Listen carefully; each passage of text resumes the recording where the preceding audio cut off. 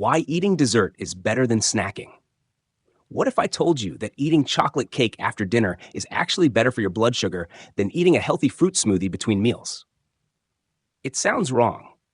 For years, we've been told that snacking is healthy, that eating 6 small meals a day keeps our metabolism running, and that dessert is something we should avoid. But according to the latest research on glucose, the timing of sugar may be just as important as the sugar itself. Let's explore why. Every time you eat, your body enters what scientists call the postprandial state. That's just a fancy term for the period after a meal. While you're busy moving on with your day, your body is hard at work. Your digestive system is breaking down food. Your pancreas is releasing insulin. Your liver is sorting nutrients. Your cells are deciding whether to burn energy or store it. This process continues for about 4 hours after eating.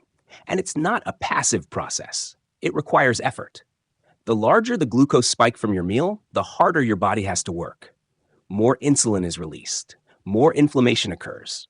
More oxidative stress is created. More fat storage is triggered. Now, here's the interesting part. Most people spend almost their entire day in this post-meal state. Why? Because we eat breakfast, then a snack, then lunch, then another snack, then dinner, then perhaps dessert, then maybe a late-night snack. Our bodies rarely get a break.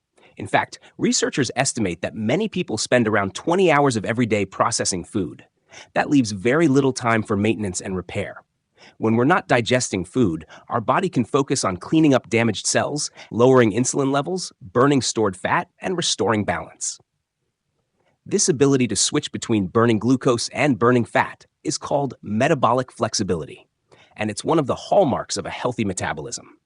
People with good metabolic flexibility can comfortably go several hours without eating. They don't become shaky, irritable, or desperate for a snack. Their bodies simply switch fuel sources. But when glucose spikes happen all day long, that flexibility starts to disappear. Your body becomes dependent on frequent sugar refills. This is where the dessert hack comes in.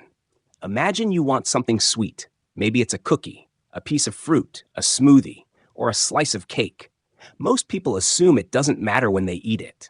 But timing changes everything. When you eat sugar by itself on an empty stomach, it enters your system quickly. Your glucose levels rise sharply. Insulin surges. Then blood sugar drops. Soon, you're hungry again. But if you eat that same sweet food after a meal that already contains protein, fat, and fiber, digestion slows down. The sugar enters your bloodstream more gradually. The glucose spike becomes smaller. The insulin response becomes smaller. Your energy remains more stable. Same food, different outcome. Think of your digestive system like a sink drain.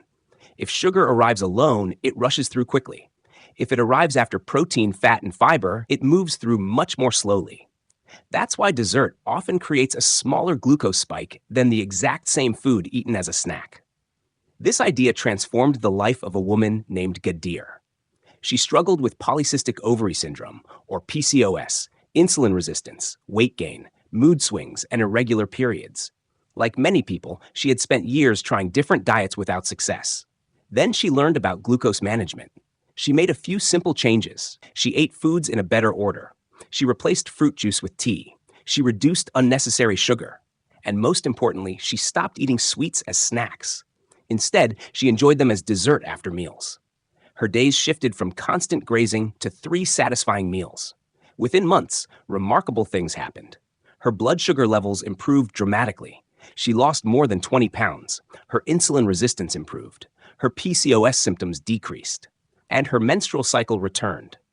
Her doctor was amazed. Now, does this mean you should only eat once or twice a day? Not necessarily. Some people enjoy intermittent fasting. Others find it difficult. For many people, 3 satisfying meals a day works extremely well. The goal isn't starvation. The goal is giving your body enough time between meals to recover and reset. So what should you do when a craving strikes between meals? Here's a simple trick. Instead of eating the sweet treat immediately, save it. Put it in the fridge. Keep it for later. Then enjoy it as dessert after your next meal. You'll likely experience a smaller glucose spike and a more stable energy level. What about late-night snacking? The same principle applies. If possible, enjoy the sweet food immediately after dinner instead of several hours later on an empty stomach.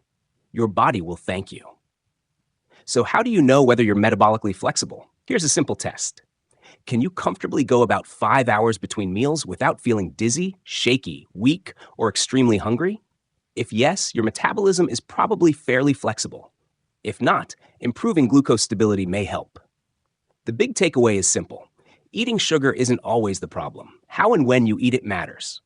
A cookie as a mid-afternoon snack can create a much larger glucose spike than that same cookie eaten after a balanced meal. So if you're going to enjoy something sweet, don't fight it. Just change the timing. Choose dessert over a sweet snack. Your glucose levels, energy, hunger, and long-term health may all improve as a result. And sometimes, the smartest nutrition advice isn't about eating less. It's about eating differently.